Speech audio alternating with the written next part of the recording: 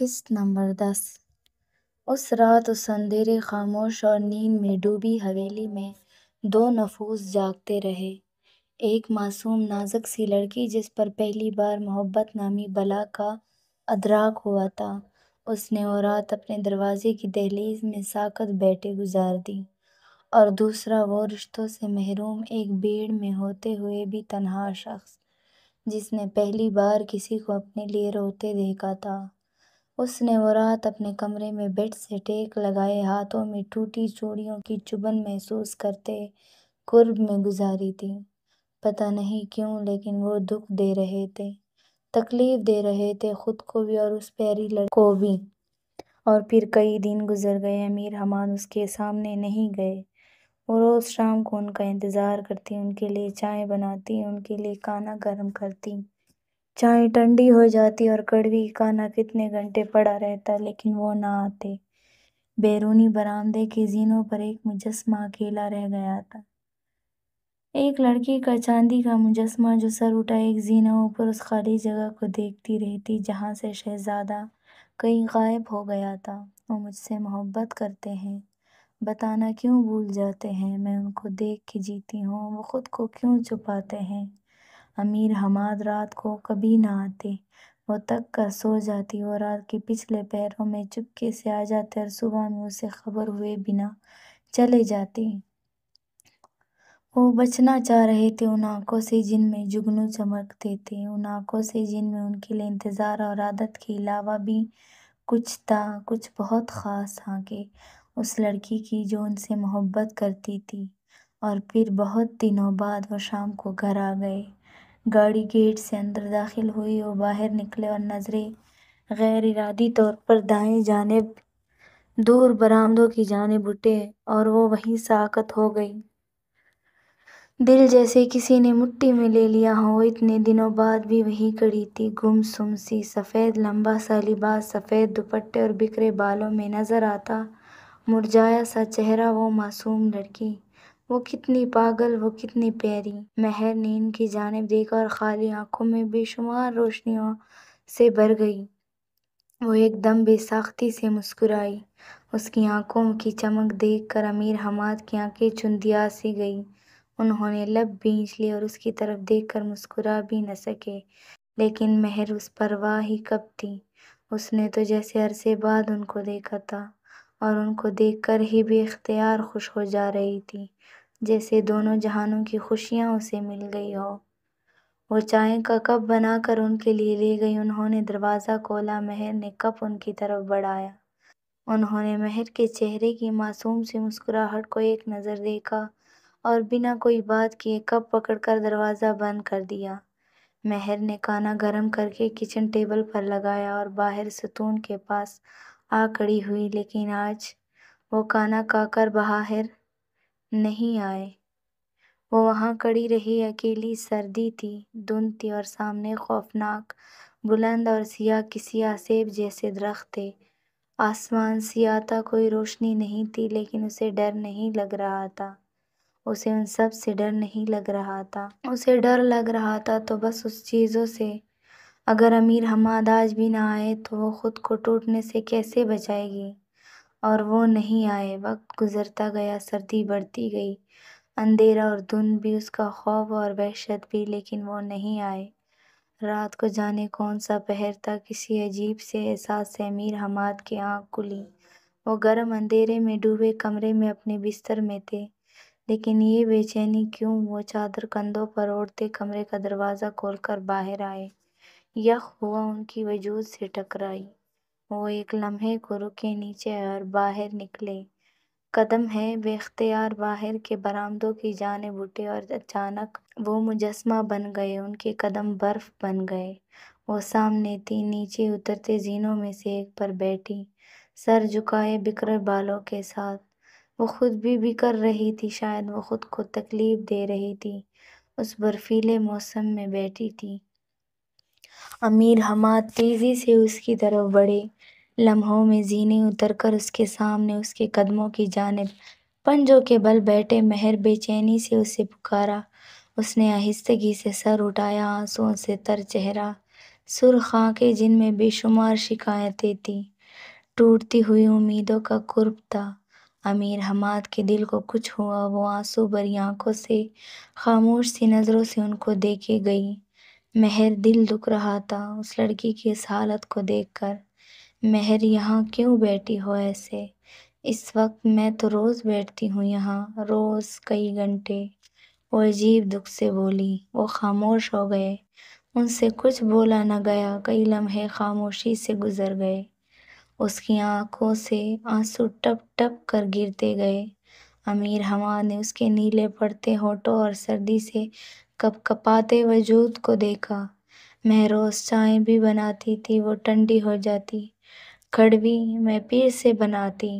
اب وہ اپنی گود میں رکھے ہاتھوں کو دیکھتے ہوئے لب کاٹتے ہوئے بول رہی تھی۔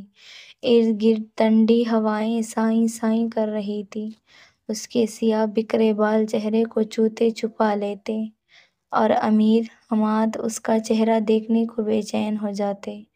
اور کانا اس کی آواز رند سی گئی، روز لگاتی ٹیبل پر، پھر ویسے ہی اٹھا لیتی۔ کھانتی ہوئی آواز امیر حماد کا دل دکھ سے بھرتا چلا گیا۔ عادتیں کب ختم ہوتی ہیں؟ اس نے شکایت بھری نظروں سے ان کو دیکھا۔ انتظار بہت تکلیف دہ ہوتا ہے، وہ سسکتی رہی۔ مہر، انہوں نے پکارا۔ مہر نے سر اٹھا کر ان کی طرف دیکھا۔ مہر، تمہارے آنسو مجھے تکلیف دیتے ہیں۔ وہ پہلی بار مہر کو دیکھ کر اس کی آنکھوں میں دیکھ کر بات کر رہے تھے۔ مہر کے آنسو ایک دم تم سے گئے۔ نہیں رو مہر، تمہیں روتے دیکھ کر مجھے تکلیف ہوتی ہے۔ انہوں نے ہاتھ بڑھا کر نرمی سے مہر کے آنسوؤں سے تر چہرے کو انگلیوں کے پوروں سے صاف کیا۔ مہر کی سانسیں رک سی گئی، وہ دم سادے ان کے ہاتھوں کو دیکھ گئی۔ انہوں نے مہر کو چھوا تھا۔ اس شہزادے نے پہلی بار برف کا مجسمہ بنی اس لڑکی، نازک لڑکی کو چھوا تھا، اور وہ زندہ ہو گئی تھی۔ آج وہ شہزادہ اس سے ایک زینہ اوپر نہیں، اس کے قدموں کے قریب بیٹھا تھا، اس کے سامنے اسے دیکھتے ہوئے، اس لڑکی کے اڑتے بالوں کو کبھی چھپتے کبھی نظر آتے چہرے کو دیکھتے ہوئے۔ تم ٹھیک کہتی ہو، انتظار بہت تکلیف دہ ہوتا ہے۔ انہوں نے اس کے یخ ہوتے ہاتھوں کو اپنے ہاتھوں میں تھاما۔ چلتی ہوئی ہوا ایک دم تھمی تھی، اور مہر کے دل کی دھڑکن بالکل مدھم ہو گئی۔ انہوں نے مہر سلیمان کے ہاتھ تھامے تھے، شہزادے نے ہاتھ تھامے تھے اس پیاری لڑکی کے۔ اور آج کے بعد تمہیں کبھی میرا انتظار نہیں کرنا پڑے گا، مجھے تم پاس پاؤ گی جب جب تم چاہو، جب جب میں چاہوں۔ مہر نے خواب کسی کیفیت میں بے یقینی سے پوچھا۔ ہاں، جب جب تم چاہو، وہ ہولے سے مسکرائے تھے۔ انہوں نے اس کو ٹوٹنے سے پہلے، بکھرنے سے پہلے آ کر جوڑ دیا تھا، مکمل کر دیا تھا۔ اب کبھی رونا نہیں مہر، کبھی نہیں روؤں گی۔ مہر نے اپنے ہاتھوں کو دیکھا جو ابھی بھی امیر حماد کے ہاتھوں میں ان کے نرم اور محفوظ سے گرفت میں تھے۔ خود کو کوئی تکلیف بھی نہیں آنے دینا، وہ بولے، تم آج سے صرف میری ہوئی۔ انہوں نے یہ بس سوچا، نہیں آنے دوں گی۔ مہر بولی، میں آپ کی ہوئی۔ مہر نے بھی سوچوں میں ان کو مخاطب کیا۔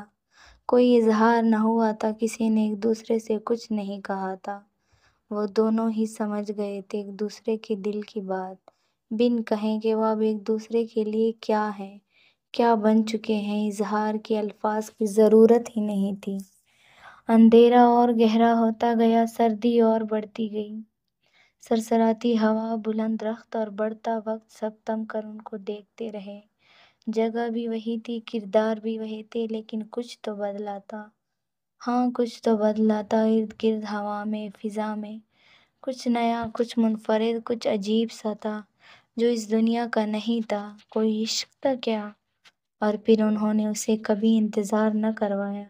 اب وہ 2 کپ چائے بناتی تھی، جسے وہ سخت سردی اور دھند میں باتیں کرتے ہوئے، کبھی بیرونی برآمدے میں، کبھی باہر لان میں، اور کبھی حویلی کے وسیع چھت پر پیتے۔ وہ بہت سا وقت اس کے ساتھ ہوتے، وہ اسے گاؤں اور آس پاس کے مختلف علاقے دکھانے لے جاتے۔ وہ بہت خوش تھی ان کے ساتھ، اور امیر حماد ان کی زندگی میں ایک سکون سا بھرتا چلا گیا۔ اگر کوئی ان سے پوچھتا کہ مہر سلیمان سے ان کو کیا ملا تو وہ کہتے سکون۔ وہ چھوٹی لڑکی ان کی زندگی کا سکون بن گئی تھی۔ وہ دونوں امرود کے گھنے سے جھکی شاخوں اور پھل سے لدے ہوئے پودوں سے بھرے باغ میں چلتے جا رہے تھے۔ وہ مہر سے 2 قدم آگے تھے اور وہ پیچھے پیچھے بڑی سی کالی چادر میں خود کو لپیٹے ہاتھوں سے مختلف شاخوں کو چھوتی ہوئی چلتی جا رہی تھی۔ وہ اسے تفصیل سے بتا رہے تھے کہ کون کون سے باغات اور زمینیں بابا سائیں کی ملکیت تھی۔ مہر سلیمان نے جھکی ہوئی شاخ سے ایک پتا توڑا۔ وہ اسے چھوٹے چھوٹے ٹکڑوں میں توڑتی چلی جا رہی تھی۔ جب امیر حماد نے اس کی اس حرکت کو دیکھا اور نظر اس کے ہاتھوں سے ہوتی ہوئی اس کی خالی کلائیوں پر پڑی، وہ ٹھٹک کر رکے۔ کئی دن پرانا منظر پوری جزیات سمیت آنکھوں کے سامنے گھوم گیا۔ کیا ہوا؟ وہ حیرانگی سے انہیں دیکھتے ہوئے بولی۔ چوڑیاں اچھی لگتی ہیں۔ ہاتھوں میں وہ سنجیدہ سے اس کے خالی ہاتھوں کی جانب اشارہ کر کے بولے۔ وہ تو ٹوٹ گئیں۔ مہر بے ساختہ مسکرائی۔ وہ بنا کچھ کہے آگے بڑھ گئے۔ مہر بھی ان کے ہمراہ چلنے لگی۔ ارد گرد چلتی ٹھنڈی ہوا، روشن دن، خوبصورت لہلہاتے پودے، لیکن ایک ان کا منظر ہر منظر پر حاوی تھا، مکمل سا جادوئی سا۔ اس شام جب وہ سونے کے لیے لیٹی، بند ہوتی آنکھوں، کچی سی نیند اور غنودگی میں ڈوبے ذہن کے ساتھ اس نے دروازے کے باہر ایک نامعلوم سی آہٹ سنی۔ ذہن ایک جھٹکے سے بیدار ہوا۔ وہ کمبل پھینک کر بیڈ سے اتری، دروازہ کھولا۔ باہر کوئی نہ تھا، لیکن وہ یہاں آئے تھے، ان کی خوشبو پھیلی تھی یہاں۔ مہر مسکرائے۔ دروازے تک آتے ہیں، بنا دستک دیے چلے جاتے ہیں۔ اس کی نظر نیچے پڑی سفید کاغذ میں لپٹی چند کالی کانچ کی چوڑیاں۔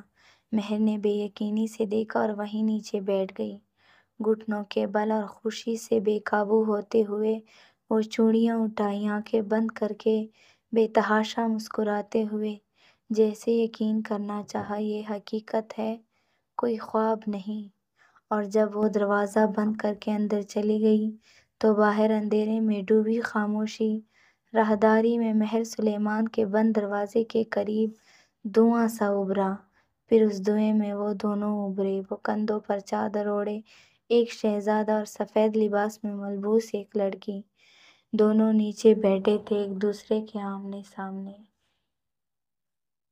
شہزادے نے اپنے ہاتھوں سے اس پریوں جیسی لڑکی کو چوڑیاں پہنائیں، دونوں کے چہروں پر بے انتہا خوبصورت مسکراہٹ تھی۔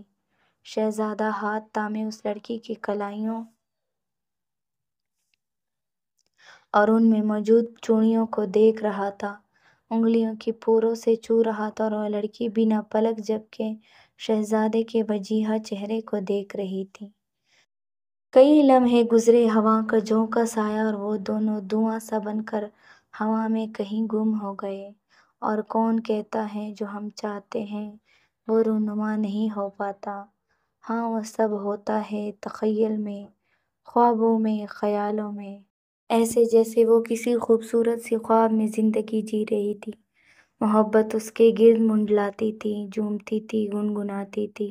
مہر سلیمان اکثر کہیں گم سی مسکراتی رہتی۔ اس دن وہ شام کو اسی ستون سے ٹیک لگائے کھڑی تھی، مسرور سی اپنی چوڑیوں سے کھیل رہی تھی۔ وہ چوڑیاں اگلے دن امیر حماد نے اس کے ہاتھوں میں دیکھی تھی، خاموش نظروں سے، لیکن ان کے بارے میں کوئی سوال نہ پوچھا تھا، کوئی بات نہ کی تھی۔ گیٹ کھلنے اور گاڑی رکنے کی آواز آئی۔ مہر نے چونک کر ادھر دیکھا۔ امیر حماد گاڑی سے اترے اور آج پہلی بار انہوں نے مہر کو نہیں دیکھا۔ لمبے لمبے ڈگ بھرتے اندر چلے گئے۔ ان کا چہرہ زلزلوں کی ضد میں تھا، بے تحاشا ضبط نظر آ رہا تھا ان کے چہرے پر۔ مہر پریشان ہو گئی۔ کچھ دیر بعد وہ واپس آتے نظر آئے۔ وہ اسی تیزی سے گاڑی کی جانب بڑھے۔ مہر جلدی سے ان کی جانب بڑھی۔ امیر حماد، اس نے پیچھے ان کو پکارا۔ ان کے قدم زنجیر ہوئے، وہ ان کے سامنے جا کھڑی ہوئی، ان کا چہرہ ایسے جیسے کچھ برا ہونے والا تھا۔ کیا ہوا؟ مہر کی سانسیں رکنے لگیں۔ انہوں نے مہر کی خوف سے بھری آنکھوں کو دیکھا۔ یہ میری ہے اللہ، یہ تو میری ہے۔ انہوں نے قرب سے سوچا، کچھ نہیں ہوا مہر۔ انہوں نے خود کو کمپوز کرنے کی کوشش کی۔ پریشان نہیں ہو تم، اب ٹھیک ہے۔ مہر کو لگا جیسے ابھی کچھ برا سنے گی اور اس کا دل رک جائے گا۔ اس کی آنکھیں لمحوں میں آنسوؤں سے بھری تھی۔ سب ٹھیک ہے مہر، سب ٹھیک، وہ نرمی سے بولے، سب ٹھیک رہے گا، تم بس رونا مت، وہ بولے۔ مہر نے سر ہلایا۔ میں جاؤں؟ جلدی آ جاؤں گا۔ اندھیرا گہرا ہونے سے پہلے وہ اسے تسلی دے رہے تھے، جبکہ ان کا دل اندر سے بیٹھا جا رہا تھا۔ میں انتظار کروں گی۔ وہ گاڑی میں بیٹھ گئے اور وہ بے جان ہوتی ٹانگوں سے کڑی ان کو دیکھتی رہی۔ انہیں کچھ دیر پہلے گھر آتے ہوئے راستے میں بابا سائیں کی کال آئی تھی۔ وہ اسے باہر فارم ہاؤس پر آنے کا کہہ رہے تھے۔ خیریت بابا سائیں؟ امیر حماد نے تشویش سے پوچھا، کیونکہ شام کو ان کے فارغ ہونے کے بعد بابا سائیں انہیں کبھی کوئی کام نہ سونپتے، کبھی طلب نہ کرتے۔ ہاں خیریت ہے، خرم بیٹے کی شادی کے حوالے سے کچھ بات کرنی ہے، کچھ اہم امور پر بات چیت کرنی ہے۔ خرم کی شادی؟ وہ حیران ہوئے تھے۔ ہاں، خرم اور نوشین بیٹے کی شادی، وہ محبت سے بولے، اور امیر حماد ان کو یہ سمجھنے میں چند لمحے لگ گئے کہ جس نوشین کی وہ بات کر رہے تھے وہ ان کی مہر سلیمان تھی۔ ساتوں آسمان دڑام سے ان کے سر پر گرے تھے، ہاتھ بے جان سے ہو گئے اور فون ہاتھ سے گر گیا۔ ایسے کیسے ہو سکتا ہے؟ وہ بے یقین تھے، لیکن وہ نہیں جانتے تھے کہ اب تک وہ ایک خواب میں تھے۔ اب آنکھ کھلنے پر حقیقت اپنے بھیانک ترین چہرے سمیت ان کے سامنے موجود تھی، اور حویلی پہنچ کر مہر کے خوف سے کانپتے وجود اور ڈر سے بھری آنکھوں کو دیکھ کر وہ شل سے ہو گئے۔ یہ کیا ہو گیا تھا؟ اس لڑکی کی آنکھوں میں اتنے خواب بھر دیے تھے انہوں نے کہ اگر وہ ٹوٹ جاتے تو ان کی کرسیاں چنتے چنتے صدیاں گزار دیتی وہ لڑکی۔ یہ کیا ہو گیا تھا؟ یہ کیا ہونے جا رہا تھا؟ گاڑی فارم ہاؤس کی جانب بھاگتی چلی جا رہی تھی۔ منظر دھندلے سے ہو گئے تھے، تمام آوازیں خاموش، صرف ایک دل کی مدھم دھک دھک سنائی دے رہی تھی۔ وہ لڑکی میری ہے، صرف میری، میں ایسا نہیں ہونے دوں گا۔ وہ نوشین نہیں، وہ خرم احسان کی نوشین ہے، وہ مہر سلیمان ہے، میری مہر سلیمان، امیر حماد کی مہر سلیمان۔ وہ بے چینی سے، قرب سے بڑبڑا رہے تھے اور محبت قہقہے لگا رہی تھی، گھوم رہی تھی، جھوم رہی تھی اپنی صفاقی پر، اپنے بچھائے گئے ظالم کیل پر، اس لڑکی پر جو سید احسان علی شاہ کی حویلی کے بیرونی برآمدوں میں سہمی سی کڑی تھی، اس شخص پر جو اپنی مہر سلیمان کو دیکھنے کے خوف سے، بے چینی سے، قرب سے تڑپتا رہتا تھا۔